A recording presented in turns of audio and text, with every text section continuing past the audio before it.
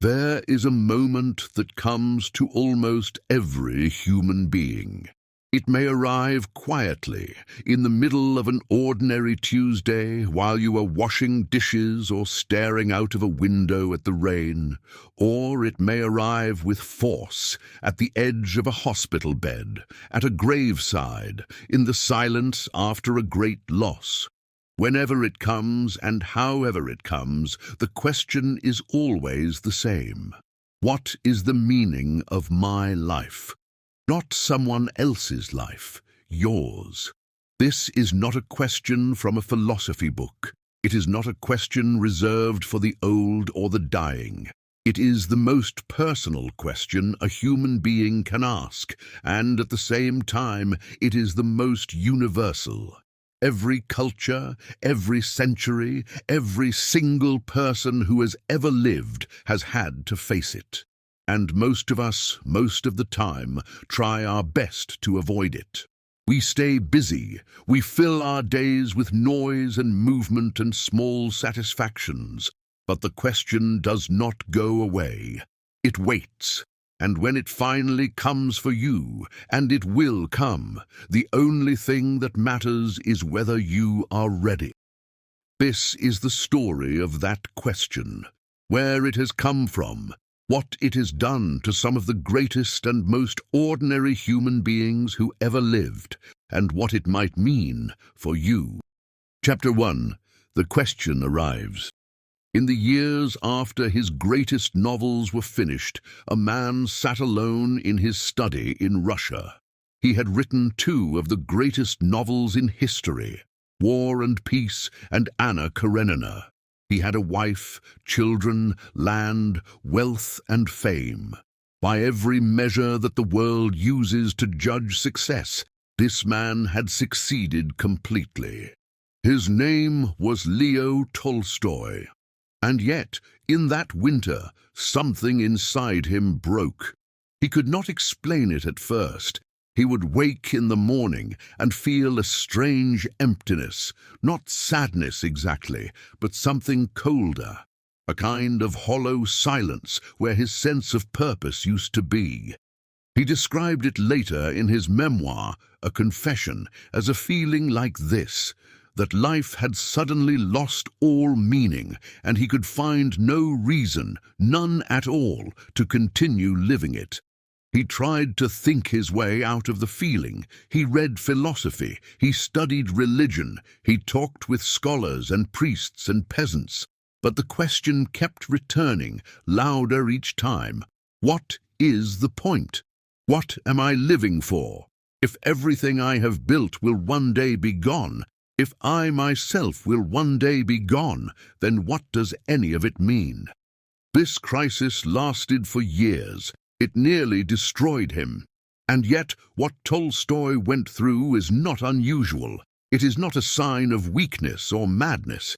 It is in fact one of the most honest moments a person can have, because it is the moment when the comfortable stories we tell ourselves about our lives are no longer enough. It is the moment when we are forced to look at the real question, the one we have been avoiding.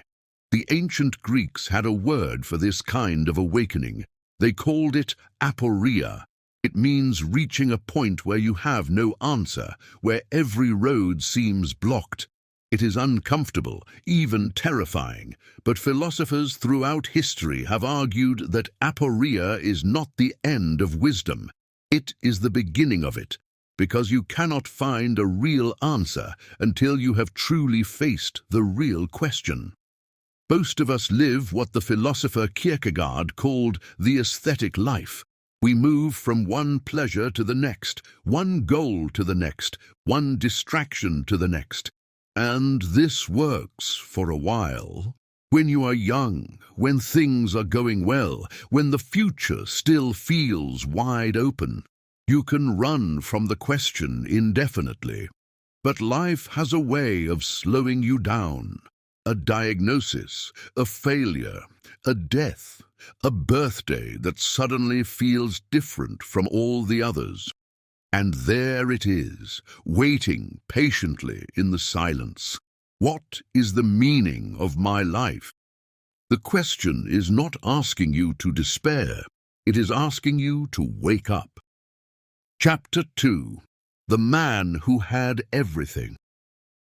In 1886, Tolstoy published a short novel called The Death of Ivan Ilyich. It is considered by many literary critics to be the most powerful story about death ever written. But it is really a story about life, specifically about a life that was lived without ever asking the most important question. Ivan Ilyich is a successful judge in 19th century Russia. He has done everything correctly. He married the right woman, took the right job, bought the right furniture for his house. He lived according to what he called decency and propriety, doing what was expected, what was acceptable, what was admired. He was, in short, a perfectly respectable man. And then one day, while hanging curtains in his new apartment, a detail Tolstoy chose deliberately because it is so ordinary, so small, Ivan Ilyich falls from a ladder. At first, the injury seems minor, but over the following weeks, a pain begins in his side, and the pain does not go away. Slowly, quietly, Ivan Ilyich realizes that he is dying. What follows in the story is extraordinary. As Ivan's body weakens, his mind begins to do something it has never done before. It begins to examine his life, not the successful, respectable surface of his life, but the real life underneath. And what he finds there terrifies him far more than death itself. He begins to ask, was it all right? Was it all worth it? Did I actually live, or did I simply perform the motions of living? The people around him, his wife, his colleagues, his doctors, avoid the real conversation. They pretend that he might recover. They talk about medicines and treatments and small daily matters. And Ivan sees with perfect clarity that they are doing exactly what he did his entire life. They are avoiding the truth. They are performing. Only one person is honest with him, a young peasant servant named Gerasim. Gerasim does not pretend. He speaks plainly, holds Ivan's legs when the pain is worst, sits with him in the night without asking for anything in return. He is not afraid of death because he has never built a life on the idea that death does not exist. Near the end of the story, Ivan Ilyich has a kind of transformation. He stops fighting against his dying. He stops asking why this is happening to him. And in that acceptance, something remarkable happens. The pain begins to change. The fear begins to dissolve. He feels for perhaps the first time in his adult life something like peace. Tolstoy never tells us that Ivan found a grand answer to the meaning of life. What he suggests is something quieter and more human than that. Ivan found meaning in letting go of the lie, in finally being honest with himself and with the people around him, in allowing himself to feel love and to express it even at the very end. Tolstoy himself, after his years of crisis, arrived at a similar understanding. He found that the people who seemed most at peace with their lives were not the rich or the educated or the famous. They were simple people, farmers, craftsmen, mothers, who lived close to others, who worked for something beyond themselves, and who faced death not as an enemy, but as a natural part of the story. He wrote, "The meaning of life is life itself. Not a great achievement, not a final answer, but the small, honest, daily act of being present, of caring about the person in front of you, of doing your work with attention and love. This was Tolstoy's conclusion. But across the world and across the centuries, others were reaching similar places by very different roads. Chapter 3. When Everything is Taken Away. If Tolstoy found the question in the middle of comfort, surrounded by his estate, his books, his family, then consider what it means to face the same question surrounded by something completely different. Surrounded by hunger, cold, loss, and the real possibility of death. Not a philosophical death, but an imminent one.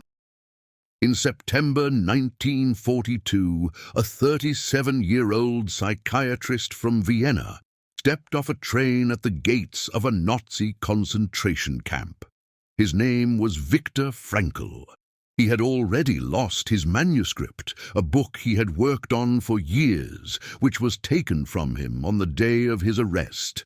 He would soon lose his wife, his parents, and everything he had owned. He arrived at Auschwitz with nothing but his mind and his life, and even his life was not guaranteed to last the day. What Frankl observed in the camps, first as a prisoner and with the trained eye of a psychiatrist, would change the way the world thinks about human beings and suffering. He noticed something that seemed, at first, impossible to explain. It was not always the physically strongest prisoners who survived. It was not always the ones with the best connections or the most resources. There was another factor, something invisible, something internal.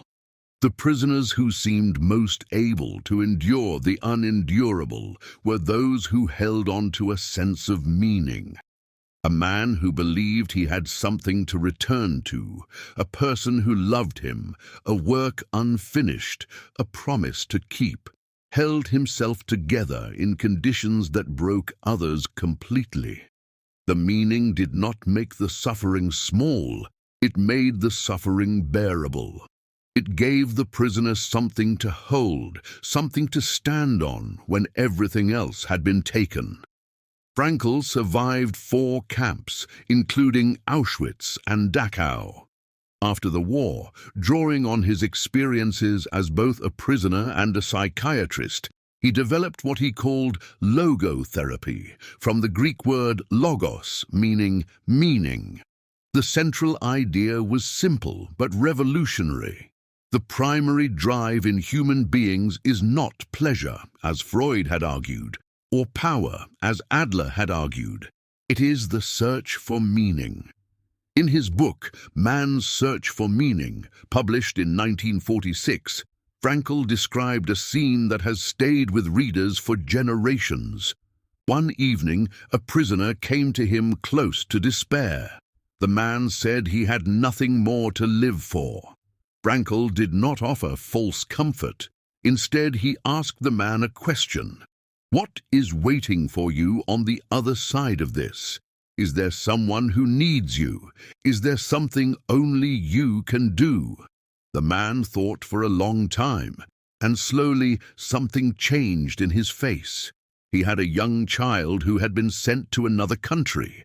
The child was alive. The child needed a father. That was enough. That single thread of meaning was enough to hold the man together through another night, and then another and another. Frankl wrote one of the most quoted sentences of the 20th century. He who has a why to live can bear almost any how. These words did not come from a comfortable study. They came from inside the wire, from the smoke and the mud and the cold of a place where human beings had been stripped of everything except the last irreducible freedom, the freedom to choose how they responded to what was happening to them. This idea that meaning can be found even in the worst suffering and that our response to suffering is always in some measure our own choice, is both challenging and deeply comforting. It does not minimize pain. It does not say that terrible things are good. It says something more difficult and more true, that even within terrible things, a human being retains the power to decide what those things will mean.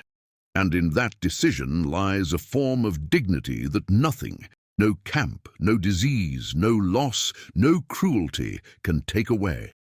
Frankl's insight connects across centuries to a group of thinkers who arrived at a similar understanding long before concentration camps existed. Men who prepared for loss and for death, not because they were pessimists, but because they were deeply committed to living well. Chapter 4. The Philosophers Who Prepared for Death. About 2,000 years ago, in the ancient world around the Mediterranean Sea, there was a school of philosophy called Stoicism. The Stoics were not grim people. They were not afraid of life, but they were obsessed with a single question. How does a person live well, especially in a world full of things they cannot control? One of the most famous Stoics was a man named Epictetus. What makes Epictetus remarkable is not his ideas alone, but his life. He was born a slave. He had no freedom, no property, no power over his daily existence. His master once broke his leg deliberately as a demonstration of cruelty. Epictetus looked at his master calmly and said, "You will break it." And when the bone snapped, he said simply, "Did I not tell you?" He felt pain, but he refused to allow the pain to become a destruction of who he was inside. He understood with extraordinary clarity where his master's power ended and where his own began. Epictetus taught that everything falls into one of two categories: things within our control, our thoughts, our choices, our values, and things outside our control, which is everything else. The path to peace, he argued, is to focus entirely on the first and accept the second with grace. It sounds simple, but choosing how you respond to life rather than simply reacting to it demands extraordinary courage, and the Stoics believed it was the source of genuine freedom. 2 centuries later, a man who held the most powerful position on earth was struggling with the same question. Marcus Aurelius was the emperor of Rome. He commanded the largest empire in the Western world, and every night, alone in his tent during military campaigns, he wrote notes to himself, not for anyone else to read, but as a private practice of thinking clearly and living honestly.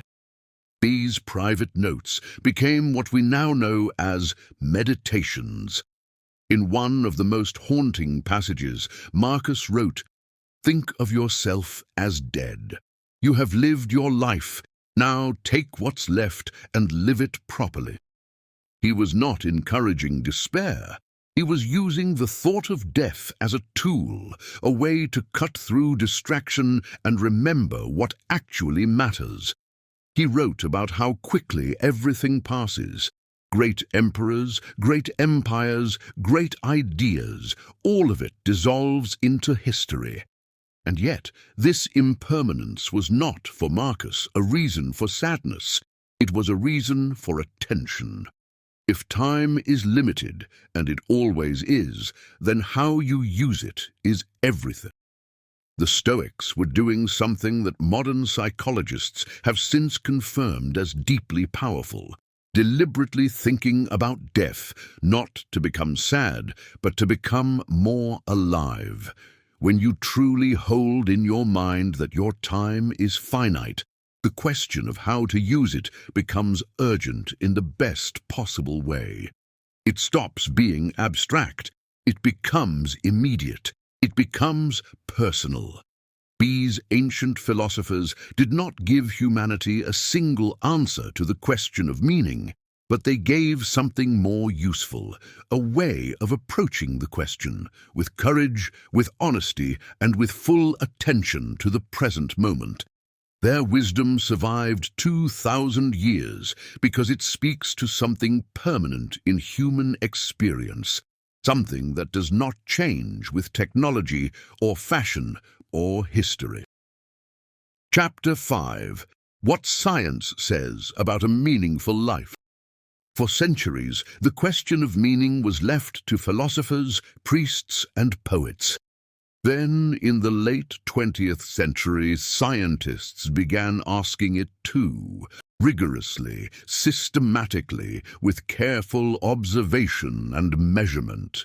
And what they found both confirmed ancient wisdom and added remarkable new detail. In the 1990s, a psychologist named Martin Seligman began to reshape his entire field. For most of its history, psychology had focused on what goes wrong with people: mental illness, trauma, dysfunction. Seligman asked a different question: what goes right? What allows some people to live with genuine happiness and a deep sense of meaning, even in difficult circumstances? He called his field positive psychology. And over years of research, he identified 5 elements that together build a truly flourishing life. Things like positive emotions, deep engagement in work, strong relationships, a sense of achievement, and above all, meaning. Each one matters. But Seligman and his colleagues discovered something striking. Of the 5, meaning, the feeling that what you are doing matters, that it connects to something larger than yourself, is the most durable. Positive emotions come and go, achievements fade, but meaning, once genuinely found, provides a kind of bedrock that holds steady even when other things fall apart. Separate research on happiness adds another layer to this picture. Studies consistently show that after a certain level of material comfort, more money does not make people meaningfully happier. More possessions do not. More status does not. What does correlate strongly with deep well-being is the quality of a person's relationships, particularly close friendships and family bonds, and the sense that their life and work contribute something to others. One of the most moving pieces of evidence came not from a laboratory, but from a nurse who cared for people in the final weeks of their lives in Australia, named Bronnie Ware. For years she sat with dying patients in their final weeks of life, and she asked them, quietly and honestly, whether there was anything they regretted. The answers, she found, were remarkably consistent. The dying almost never said, "I wish I had worked more." They almost never said, "I wish I had made more money or bought a larger house." What they said again and again was something like this: "I wish I had had the courage to live a life true to myself, not the life that others expected of me. And I wish I had stayed closer to the people I loved. And perhaps most painfully of all, I wish I had let myself be happier." That last one is worth pausing on.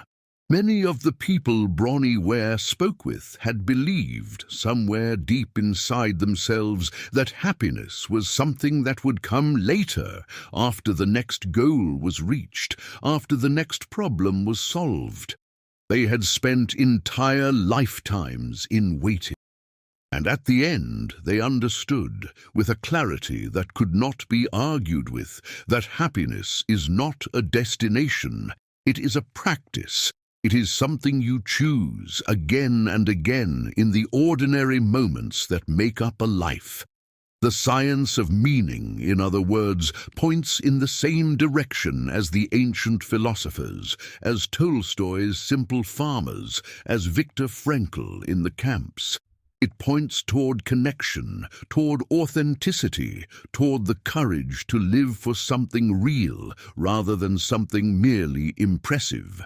The details change across centuries and cultures, but the outline of the answer, it seems, has always been visible for those who were willing to look. Chapter 6. The Quiet Answer. All of the great stories we have visited, Tolstoy, Frankl, the Stoics, the scientists, they point towards something. But the pointing is not the arriving. The question of meaning is ultimately not answered in books or lectures or philosophical systems. It is answered in a life, in specific, concrete, unrepeatable moments that belong entirely to you. Consider a woman, a teacher in a small town, who spent 20 years working in a school that no one outside her community had ever heard of. She never became famous, she never earned much money, but she knew her students by name, by temperament, by the particular shape of their difficulties and their gifts. She spent evenings writing notes on their work, not because the rules required it, but because she believed that specific, honest attention was the greatest thing one person could offer another. Years later, some of those students would return, as adults, with children of their own, and tell her that something she had said or done had changed the direction of their lives. She did not know in the ordinary Tuesday moments when she was simply doing her work that any of this was happening. She was simply present. She was simply there. This is what meaning looks like from the inside. It is rarely dramatic. It almost never announces itself. It is found in the quality of attention you bring to what is in front of you. Think about what it means to love someone well. Not the feeling of love. The feeling comes and goes like weather, but the practice of it. Choosing to listen when you are tired. Choosing to be honest when dishonesty would be easier. Choosing to stay. This, too, is a form of meaning-making. Not grand or heroic, but real and lasting in ways that outlive almost everything else. Or consider the meaning found in work. Not necessarily glamorous work, but work done with integrity and attention.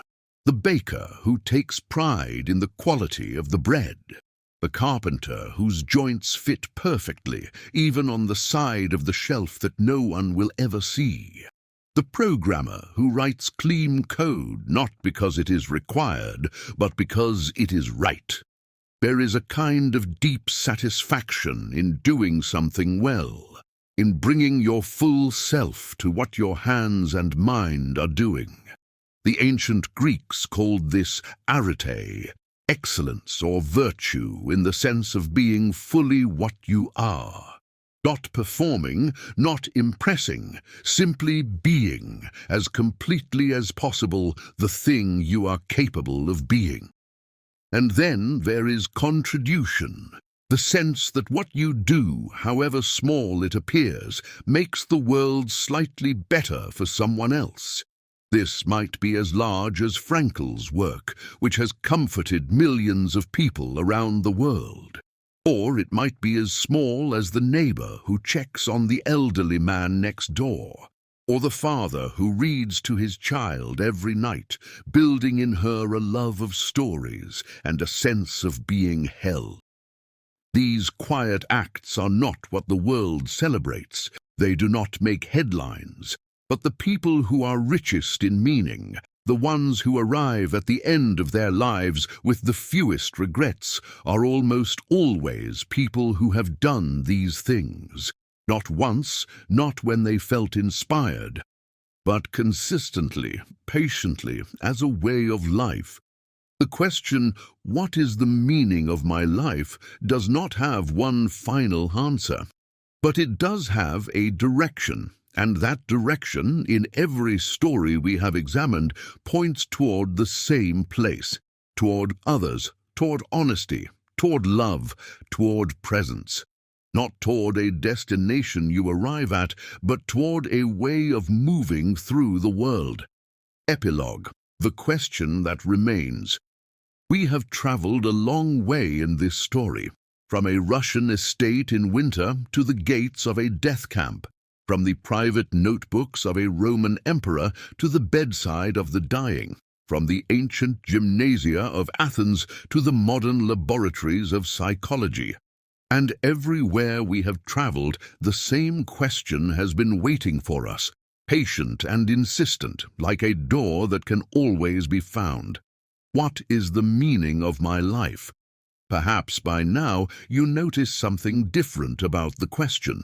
It does not frighten you in quite the same way, because you have seen what it looks like to face it honestly, and you have seen that those who face it, however painful the facing, find something on the other side. Not an answer carved in stone, not a formula or a system or a guarantee, but something more valuable than any of those things. Clarity, direction, a sense of what truly matters and what does not. The feeling, quiet but solid, of knowing which way to turn. Viktor Frankl said that meaning is not something you find, it is something you create through the choices you make, the relationships you commit to, the suffering you transform into understanding, and the work you do with full attention and care. It is built slowly, one honest day at a time. Marcus Aurelius said, "Confine yourself to the present." Not because the future does not matter, but because the present is the only place where meaning can actually be made. The past is beyond your reach. The future has not yet arrived. But this moment, this breath, this conversation, this piece of work, this is yours entirely. And Tolstoy, in the end, said simply this: look at the people around you. See them clearly, love them as well as you can. Do your work honestly, accept that you will die, and let that acceptance make you more awake, more tender, more generous with the time you have been given. These are not complicated instructions, but they require something that is perhaps the most difficult thing of all: courage. The courage to stop performing. The courage to ask the real question and to keep asking it, even when the answer is slow in coming, even when the answer feels incomplete or uncertain or smaller than you expected. You are listening to this today in your own particular life, with your own particular history, your own loves and losses, your own half-finished plans and quiet regrets. The question has already arrived for you in some form, even if you have not yet looked directly at it. Most of us sense it without fully naming it. We feel its presence in certain moments of stillness. This story is not asking you to have an answer today. It is not asking you to solve the unsolvable in a single sitting. It is simply asking you to begin, to take the question seriously, to let it live in you for a while, rather than rushing past it, to treat it not as a threat, but as a companion. Because the people in this story, Tolstoy in his study, Frankl in the camp, Marcus alone in his tent, Epictetus with a broken leg and an unbroken spirit, the nurse at the bedside, the teacher staying late on a Tuesday evening, none of them had perfect answers either. What they had was the willingness to keep asking. And in that willingness, in the honest, ongoing, sometimes painful act of examining a life and trying to live it better, they found something that the distracted, the performing, and the perpetually busy so rarely find. They found that the question itself, when faced with openness and courage, begins to transform the person who asks it. The question every human being must eventually face is not a threat. It is not a verdict on everything you have done or failed to do. It is an invitation to look more carefully, to love more deliberately, to choose more consciously, to live not perfectly, but truly. And perhaps that is enough. Perhaps that has always been enough. To look at the life you have, this one imperfect, unrepeatable life, and to decide, with whatever time remains, to mean it. Thank you for listening to English Through Great Stories. If this episode gave you something to think about, carry the question with you today, not as a burden, but as a light. We will meet again in the next story.